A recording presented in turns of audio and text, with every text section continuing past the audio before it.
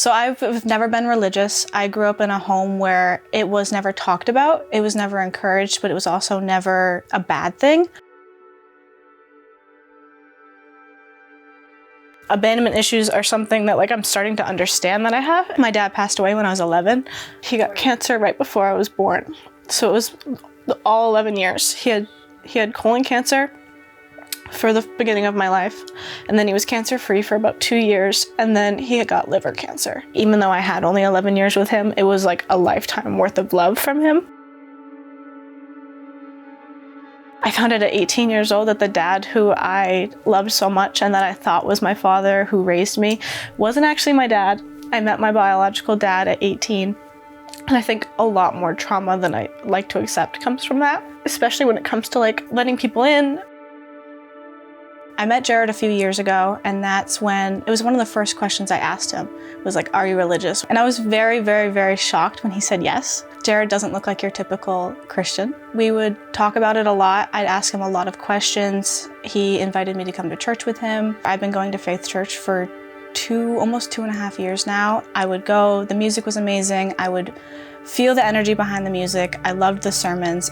But at the beginning, I was very standoffish. I'm a very logical thinker when it comes to that stuff. So there was a lot of times where we would just sit in the living room and just debate it and talk about it, and I would ask all these questions, and these emotions that I didn't know where they were coming from would happen during these conversations that we'd have.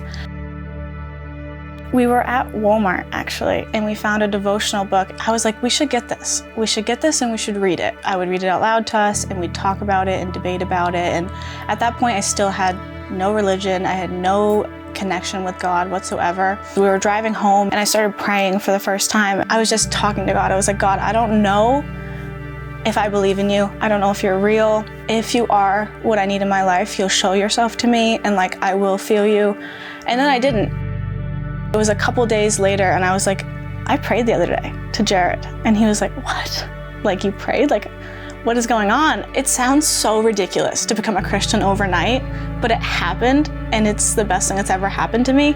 I don't hear God talking to me, but I know He is. Deep down in my soul, my soul was changing. There's just been a lot of trauma after trauma after trauma when it comes to that father figure. It's so real when they say my father, and I never understood that. Going to church for years, I was like, I get it, they call him father, but now that I have it, I'm like, it's so true. It's just something I've needed so bad, because He will protect me. He's always there for me. When I found Jesus, it was so warm, in my chest. It was like a hug that I've been waiting for so long. Jesus puts me first, which is so refreshing to me. Every void or gap in my life that somebody in my worldly life can't fill, Jesus does. Me getting closer with God also helped Jared get closer with God. He has been so influential. I wouldn't have found God without him. Death was my biggest fear ever. Even when I was the most depressed in my life and I didn't want to be here anymore, there was no option of dying because I was so scared of death. And now, sounds pretty sick, honestly. It's so amazing that that fear is completely gone.